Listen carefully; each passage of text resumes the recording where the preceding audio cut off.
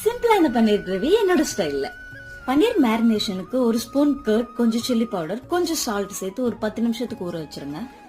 10 மினிட்ஸ்க்கு அப்புறம் ஒரு பேன்ல கொஞ்சமா ஆயில் சேர்த்துட்டு பன்னீரை நல்லா சாட்டே பண்ணி எடுத்துக்கோங்க.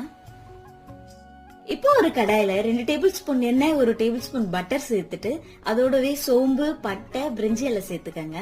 ஸ்பைசஸ் நல்லா பொரிஞ்சதுக்கு அப்புறம் பொடியா கட் பண்ண ஆனியன் சேர்த்து நல்லா வதக்கிக்கங்க. இந்த அளவுக்கு நல்லா வதங்கினதுக்கு அப்புறம் ஒரு ஸ்பூன் இஞ்சி பூண்டு பேஸ்ட் சேர்த்துக்கங்க. இஞ்சி பூண்டு பேஸ்ட் நல்லா வதங்கினதுக்கு அப்புறம் அரைச்சு வச்ச தக்காளியை சேர்த்துக்கங்க. தக்காளி நல்லா வதங்கினதுக்கு அப்புறம் இதுல 1/2 ஸ்பூன் கரம் மசாலா, 1 ஸ்பூன் வீட்டு மிளகாத்தூள், 1 ஸ்பூன் தனி மிளகாத்தூள் சேர்த்துருங்க.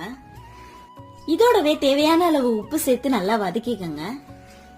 நம்ம போட்ட மசாலாவோட ராஸ்மெல் போனதுக்கு அப்புறம் 1 கப் தண்ணி சேர்த்து 10 நிமிஷத்துக்கு மூடி வச்சு கொதிக்க வைங்க. இப்போ ஒரு ஜார்ல 10 முந்திரி, கொஞ்சம் கசகசா, 1 ஸ்பூன் கர்ட் சேர்த்து நல்லா பேஸ்ட் பண்ணிக்கோங்க.